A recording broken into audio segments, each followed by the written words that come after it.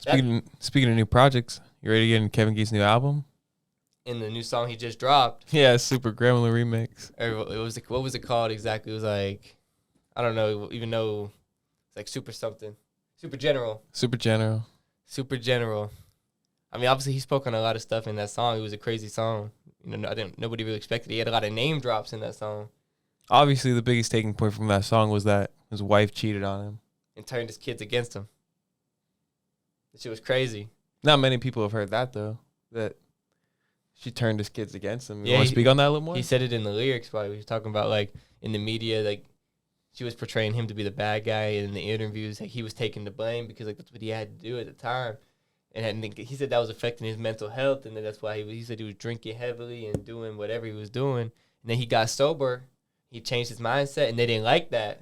And then like now he's sober now. And he was like he made obviously this song. He's name dropping and stuff like that. But they said they didn't like it that he got sober. Like that's how messed up it was. And we all know he did his dirt back in the day. He even admitted it on a couple songs that he has made his mistakes and he's cheated on his wife. But that wasn't when they were married.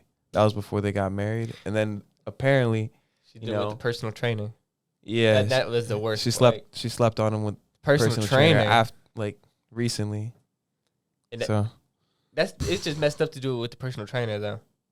You know what I mean? Yeah. He was like, the personal trainer invaded my personal space. Like that shit's messed up. He said that in the song. He said that in the song. That was the lyric in the song when that shit was messed up. Like, you can't. I don't know.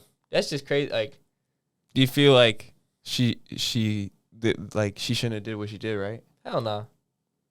Definitely not. And that she should have just forgave him for the stuff that when they got married. If you was they should have put that in the past. If you was gonna break up with him, if you was gonna be mad about the cheating, then you should have broke up with him a long time ago. I'm sure most of the fans think that. But once you marry him, and once you marry him, you forgave him.